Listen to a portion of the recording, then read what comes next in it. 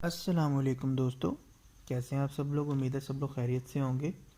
तो आज हम अपने पाइथन ट्यूटोरियल सीरीज़ में एक नए टॉपिक की तरफ चलते हैं, जिसे हम डिक्शनरीज़ कहते हैं। तो डिक्शनरीज़ का नाम तो आपने वैसे सुना होगा। आप रियल लाइफ के अंदर आपने ऑक्सफोर्ड डिक्शनरी देखी होगी, इंग्लिश टू उर्दू डिक्शनरी देखी होगी। हालांकि लोग उर्दू टू उर्दू डिक्शनरी भी यूज़ करते हैं उर्दू के लफ्ज़ों के मायने जानने के लिए। तो डिक्शनरी में होता क्या है, आपके पास एक एलिमेंट होता है, एक लफ्ज़ होता है और उसका आगे मायने होता है। ठीक है, मतलब एक की होती है और उसकी कोई वैल्यू होती है। की क्या है, आपका वो लफ्ज़ है, और वैल्यू क्या है, आपका वो मतलब है।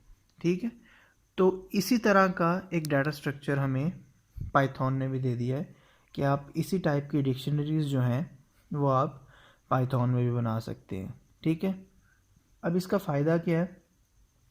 इसका फ़ायदा ये है कि हमारे लिए अरेंजमेंट बहुत ज़्यादा आसान हो जाती है चीज़ों की। बहुत सारी रियल लाइफ प्रॉब्लम्स ऐसी होती हैं जिसमें लिस्ट जो है वो काम नहीं आती, तो हमें डिक्शनरीज़ का सहारा लेना पड़ता है। ठीक है, काम ना आने का मतलब ये नहीं है कि उनको हम यूज़ ही नहीं कर सकते। उसका मतलब ये है कि वो उतनी इफ़ेक्टिव नहीं होती। ठीक है, तो चलें हम अपनी जुपिटर नोटबुक की तरफ चलते हैं, तो हम उसको करके देखते हैं जी। तो हम अपनी नोटबुक की तरफ आ गए हैं।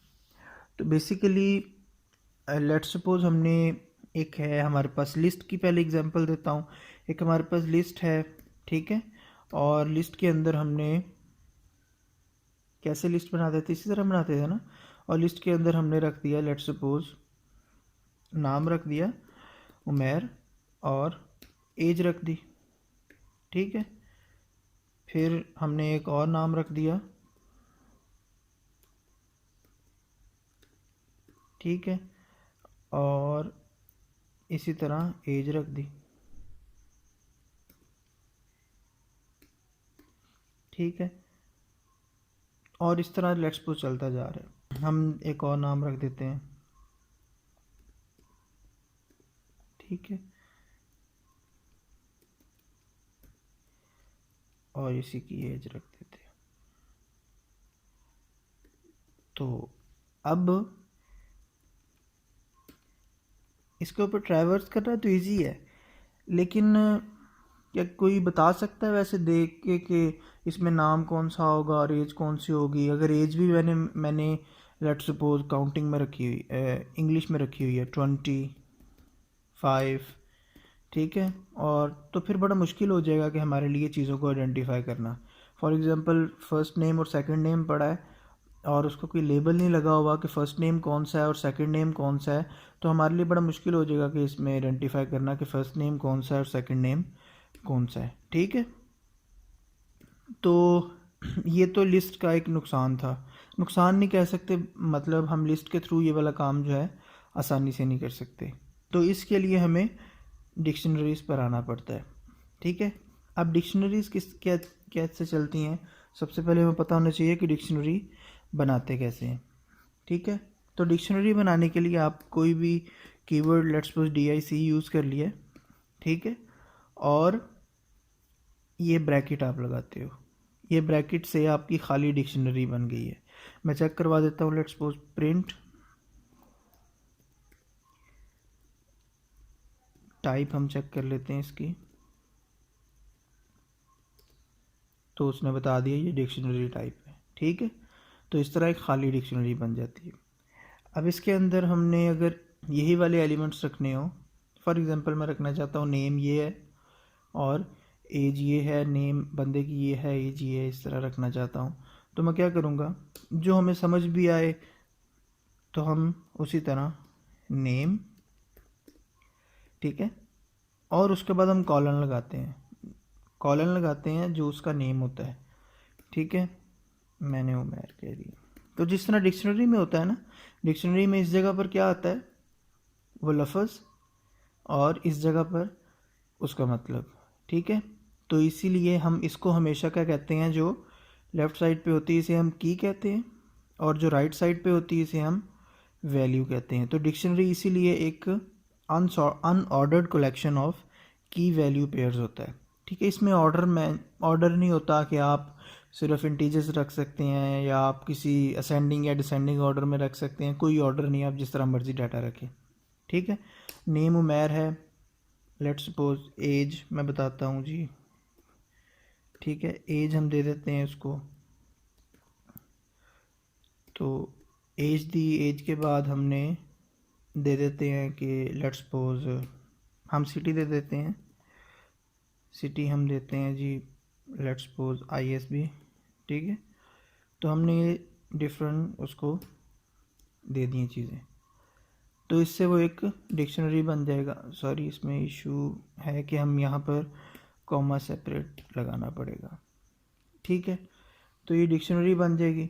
अब इस डिक्शनरी को अगर आप इस तरह शो करेंगे,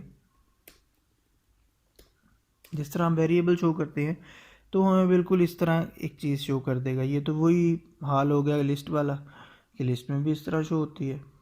ठीक है, लेकिन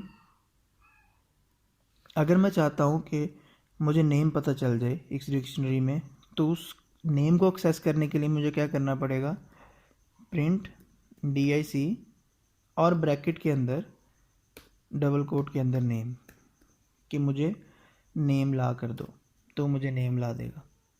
ठीक है, मैं एज लिखूँगा तो मुझे एज ला के दे देगा, मैं जो वैल्यू लिखूँगा वो मुझे ला के दे देगा।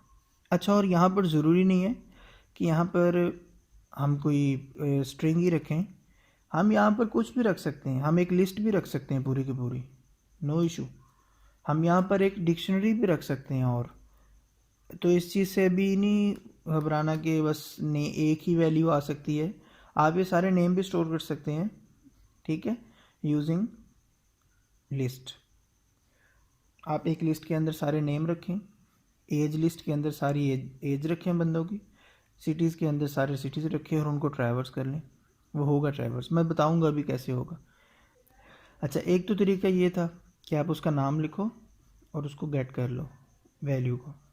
दूसरा तरीका क्या है, आप क्या करो, एक बिल्ट इन मेथड है डॉट गेट का, आप उसे यहाँ क्या देते हो, आप उसे यहाँ की देते हो, जिस की आपको वैल्यू चाहिए। आपको नेम की वैल्यू चाहिए तो आप यहाँ पर डबल कोट्स में नेम दे दोगे। ठीक है, तो ये आपको आपके नेम की वैल्यू ला देगा। तो अब हमारे पास दो मेथड हो गए किसी भी की से हमें वैल्यू को एक्सेस करने के। अच्छा, अगर हम चाहते हैं कि ये नेम जो है ये गलत लिखा गया है, लेट्स सपोज यहाँ पर मैं लिख देता हूँ।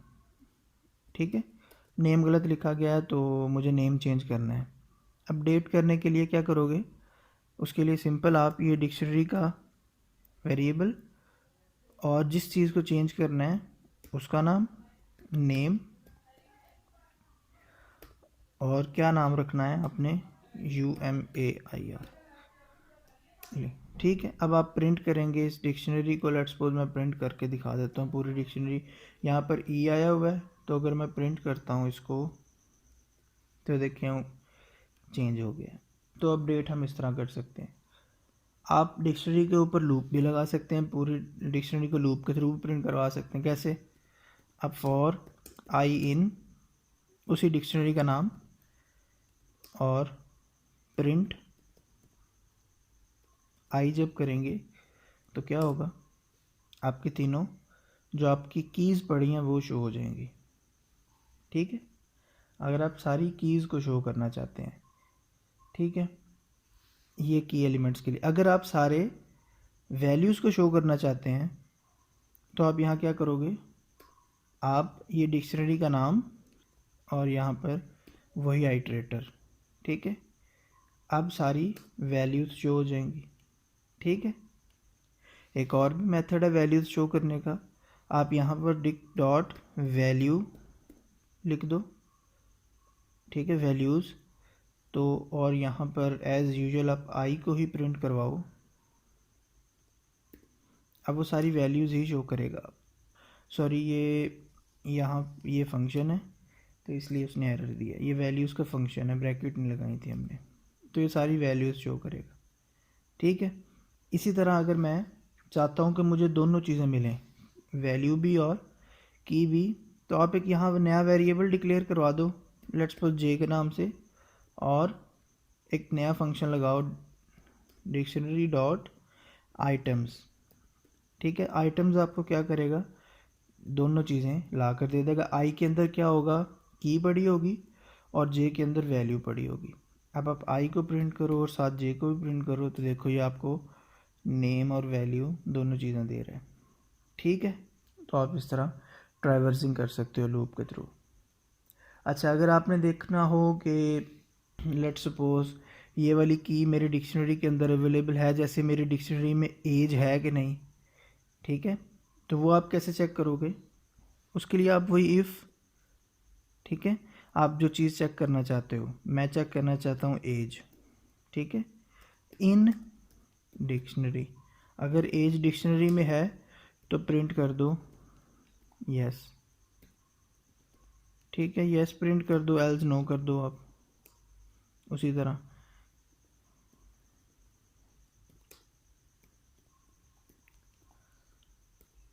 तो इस तरह ये देखें आपको बता देगा एज है। लेट्स सपोज मैं इसके स्पेलिंग गलत कर देता हूँ, ये ए आई तो नहीं है ना, तो वो कहेगा नहीं ये नहीं है हमारी, वह हमारी की के अंदर ये वाला फैक्टर नहीं है, एलिमेंट नहीं है। ठीक है, ये बिल्कुल उसी तरह है कि आप एक डिक्शनरी मोबाइल में इंस्टॉल करते हो और आपको लफ्ज़ सर्च करते हो, कि डिक्शनरी में है या नहीं, अगर है तो उसकी वैल्यू शो कर दे, अगर नहीं है तो वो ना शो करे, बस ये वही चीज़ है। ठीक है, ये उसी टाइप की चीज़ है। अगर आपने डिक्शनरी की लेंथ फाइंड करनी हो कि डिक्शनरी की लेंथ क्या है, तो आप उसी तरह len का फंक्शन यूज़ करोगे। ठीक है, len के अंदर उसी तरह dic डिक्शनरी, तो आपको बताएगा 3 लेंथ है, 3 मेरे पास की वैल्यू पेयर्स है। और अगर आप चाहते हो कि यार डिक्शनरी में चलो ये चीज़ें तो ऐड हैं, मैंने कुछ और भी ऐड करना है, ठीक है, एक नया की वैल्यू पेयर ऐड करना है, तो उसके लिए आप क्या करोगे, लेट्स सपोज हम चाहते हैं कि हम सिटी के बाद फ़ोन नंबर ऐड कर दें। ठीक है, तो उसके लिए आप क्या करोगे, उसी तरह डिक्शनरी का नाम, ब्रैकेट के अंदर उसकी की ph नंबर, ठीक है, मैं उसको ये नाम देता हूँ ph नंबर, और उसके अंदर जो मैं फ़ोन नंबर देना चाहता हूँ, मैं इसको इंटीजर भी दे सकता हूँ, कोई इशू नहीं है, कोई एरर नहीं आएगा। और मैं इसको अगर प्रिंट करता हूँ, अब देखें तो क्या होगा, हमारे पास फ़ोन नंबर भी ऐड हो गया। ठीक है, इसी तरह अगर आप लोगों ने किसी एलिमेंट को रिमूव करना है, अगर आप फ़ोन नंबर गलती से ऐड हो गया या रिमूव करना है, तो आप किस तरह करेंगे, आपके पास 2 तरीके हैं। एक तो ये है कि आप क्या करें, डिक्शनरी का नाम डॉट पॉप, ठीक है, पॉप का मेथड क्या करता है, आपके जो भी आप की दोगे ना इसे, ये बेसिकली सारा काम की बेस पे हो रहा होता है। ठीक है, आप उसे की देते हो ph डॉट नंबर, इसको डिलीट कर दो, और दोबारा मैं प्रिंट करता हूँ डिक्शनरी को, तो दोबारा फ़ोन नंबर डिलीट हो गया। ठीक है, एक और मेथड भी है, लेट्स सपोज मैं इसको दोबारा ऐड करता हूँ फ़ोन नंबर को, एक और मेथड भी है, वो मेथड क्या है जी, डिक्शनरी, ठीक है, और डॉट पॉप आइटम। ये क्या करता है, ये आपकी लास्ट आइटम जो होता है ना, वो आपने जो एंड पे ऐड किया होता है, सबसे लेटेस्ट आइटम जो आपने ऐड किया होता है, लास्ट पे पड़ा होता है, उसको रिमूव कर देता है। ठीक है, अब मैं जब इसको प्रिंट डिक्शनरी करूँगा ना, ये अक्सर आपको उसके तब ज़रूरत पड़ेगी अगर आपने कोई एलिमेंट ऐड कर दिया और उसको स्पेलिंग सही करना भूल गए, गलत एंटर कर दिए हैं, और आपको अब भूल गया कौन सा किया था, तो उस केस के अंदर पॉप आइटम आप करोगे तो वो आपको वो एलिमेंट डिलीट कर देगा। तो ये देखें, दोबारा उसने फ़ोन नंबर को डिलीट कर दिया। ठीक है, यहाँ पर हमने दोबारा किया था उसको ऐड, ये देखें यहाँ पर मैंने दोबारा डिलीट कर दिया फिर उसको। तो इस तरह हम डिलीट भी कर सकते हैं। तीसरा जो मेथड है वो ये है, हम क्या कर सकते हैं, हम एक डेल का कीवर्ड यूज़ कर, जिस तरह हम लिस्ट को डिलीट करने के लिए डेल यूज़ करते थे, मैं अगर पूरी डिक्शनरी डिलीट करनी है तो DIC लिख दूंगा। अगर मैंने उसका कोई एक की डिलीट करनी है, लेट्स सपोज मैं फ़ोन नंबर को दोबारा ऐड करता हूँ। अब मैं चाहता हूँ कि मैं इस फ़ोन नंबर को डायल करूँ दोबारा। ठीक है, मैं आपको पहले प्रिंट करके भी दिखा देता हूँ कि फ़ोन नंबर आ गया है। ये देखें, तो अभी प्रिंट हो जाएगा फ़ोन नंबर भी, और इसी उसके बाद दोबारा मैं प्रिंट करता हूँ। तो आप इस तरह उसको डायल कर सकते हो। देखें, पहले फ़ोन नंबर था, उसके बाद फ़ोन नंबर डिलीट हो गया। तो हमारे पास काफ़ी मेथड्स हैं डिक्शनरी को ट्रैवर्स करने के। ठीक है, अच्छा, उसके बाद एक है कि अगर आप एक डिक्शनरी से दूसरी डिक्शनरी में कुछ कॉपी करना चाहते हो, ठीक है, लेट्स सपोज आप चाहते हो कि डिक्शनरी है, इसको एज इट इज़ मैं डिक्शनरी 1 में कॉपी कर दूँ। तो उसके लिए दो मेथड्स हैं। एक मेथड तो ये है, आप एक नया डिक्शनरी 2 का वेरिएबल बनाओ और उसके अंदर DIC रख दो। अब आप प्रिंट DIC2 करोगे ना, तो वो आपको वही देगा जो डिक्शनरी 1 में है। लेकिन इसका एक नुकसान है।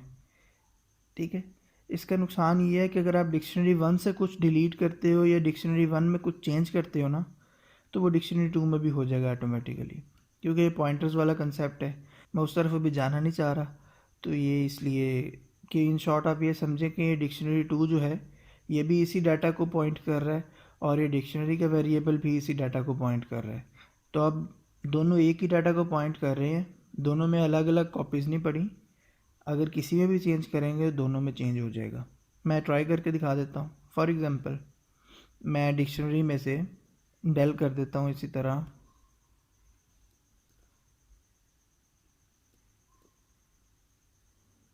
मैं डिक्शनरी में से लेट्स सपोज सिटी डेल कर देता हूँ।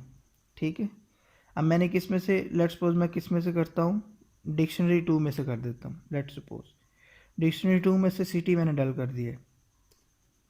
अब मैं प्रिंट करता हूँ डिक्शनरी 1 को, तो देखें उसमें से भी सिटी डेल हो गया। तो ये वाला काम आपने नहीं करना। आप क्या करोगे, फंक्शन यूज़ करोगे। फंक्शन कौन सा है, DIC, ठीक है, जिसको आपने कॉपी करना है, डॉट कॉपी, ये फंक्शन है। कॉपी करके आपने रखना किस में है, DIC2 में लेट्स सपोज। अब इस केस में ऐसा नहीं होगा। इस केस में अब आपकी अलग अलग कॉपीज़ बनेंगी। फॉर एग्जांपल, मैं डिलीट करना चाहता हूँ ये वाला काम, मैं डिक्शनरी 2 में से डिलीट करता हूँ, किसको, एज को। ठीक है, और मैं प्रिंट करता हूँ डिक्शनरी 1 को, तो ये देखें उसमें एज पड़ी है, उसमें डिलीट नहीं हुई, लेकिन अगर मैं डिक्शनरी 2 में चेक करूँगा उसमें डिलीट हो जाएगी। ठीक है, तो आई होप ये कॉपी वाली चीज़ भी आपको क्लियरली समझ आ गई होगी। अच्छा, अब आप नेस्टेड डिक्शनरीज भी बना सकते हैं। फॉर एग्ज़ाम्पल, आप फैमिली की डिक्शनरी बनाना चाहते हैं, माय फैमिली। जैसे मैंने बताया था कि आप नेस्टेड लिस्ट्स भी अंदर रख सकते हैं, डिक्शनरीज भी रख सकते हैं, नो इशू। आप फैमिली की बनाना चाहते हैं डिक्शनरी, तो आप क्या करें, ये मैं सिर्फ जो इस तरह लिख रहा हूँ ये फॉर्मेटिंग के लिए, ताकि आपको ना अच्छे से समझ आती रहे। ठीक है, तो आप क्या करें जी, यहाँ पर लेट्स सपोज चाइल्ड 1 है, लेट्स सपोज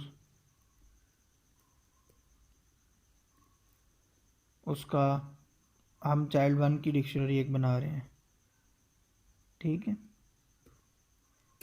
चाइल्ड 1 में भी मल्टीपल चीज़ें हैं, मैं डिक्शनरी विद इन डिक्शनरीज बना रहा हूँ। चाइल्ड 1 में नेम है उसका, ठीक है, लेट्स सपोज अली, कॉमा उसकी एज है 11, लेट्स सपोज। ठीक है, इसी तरह मैं इसको कॉपी कर लेता हूँ और इसके यहाँ पर ब्रैकेट लगेगी, पेस्ट कर देता हूँ, फिर पेस्ट कर देता हूँ, चाइल्ड 2, चाइल्ड 3। ठीक है, इसका नाम उज़ैर है, कोई रख देते हैं। ठीक है, एज इसकी और चेंज कर देते हैं, और इसका नाम उसी तरह हम एली रख देते हैं लेट्स सपोज, और इसकी एज चेंज कर देते हैं। अब ये भी हमारी डिक्शनरी विद इन डिक्शनरी बन जाएगी। ठीक है, तो अगर आपके पास लेट्स सपोज ये नेस्टेड डिक्शनरीज पहले से बनी है, आप उनको भी ऐड कर सकते हो। कैसे? आपके पास ये लेट्स सपोज एक डिक्शनरी बनी है। अब पूरी एग्जांपल दोबारा करके दिखाने से बेटर है मैं इसको कॉपी करूं और यहाँ पेस्ट करके मैं एग्जांपल देता हूँ आपको कि लेट्स सपोज चाइल्ड 1 की डिक्शनरी है, ठीक है। इसी तरह चाइल्ड 2 की अपनी डिक्शनरी है,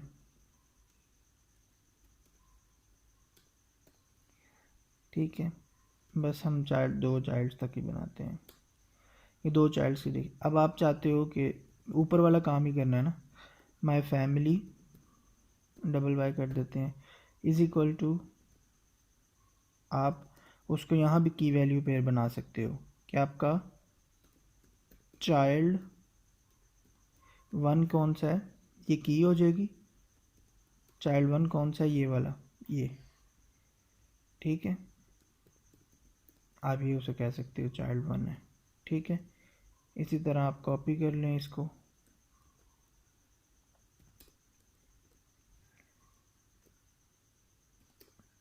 दोनों का मकसद सेम होगा। हम प्रिंट करवा के देख लेते हैं यहाँ पर, प्रिंट माय फैमिली, तो देखें डिक्शनरी विद इन डिक्शनरी तीनों शो कर दिए हैं। अगर मैं इसको डबल वाई करता हूँ तो उसी तरह देखें 2 शो हो जाएंगे। तो मकसद दोनों का सेम ही होगा, कोई डिफरेंस नहीं होगा, ठीक है। आप इसको उसी तरह एक्सेस कर सकते हैं। बाकी काम तो आपने उसी तरह करना होगा कि अब आपका ये डिक्शनरी आप इसमें चेक करना चाहते हैं चाइल्ड 1 क्या है, तो आप क्या करोगे चाइल्ड 1, ठीक है। वो आपको चाइल्ड 1 की इन्फो दे देगा। आपने चाइल्ड 1 में से नेम निकालना है, आगे ब्रैकेट लगा के नेम, उसने बता दिया अली है, ठीक है। तो आप इस तरह कोई भी काम कर सकते हो, नो इशू। हो सकता है आप यहाँ पर एज की बजाय आप शो करना चाह रहे हो जो चीज़ें मल्टीपल हों, लेट्स सपोज हॉबीज़, ठीक है। हॉबी क्या है, हॉबी हमारे पास मल्टीपल भी हो सकती हैं। हमारे पास हॉबी ये भी हो सकती है, ABC है कोई हॉबी, ठीक है। कोई हम डिफरेंट रख देते हैं हॉबीज़, हम क्रिकेट रख देते हैं, ठीक है। हम फुटबॉल रख देते हैं, ये सारी हम हॉबीज़ रख रहे हैं। अब और इसी तरह हम इसकी भी रख देते हैं, लेट्स सपोज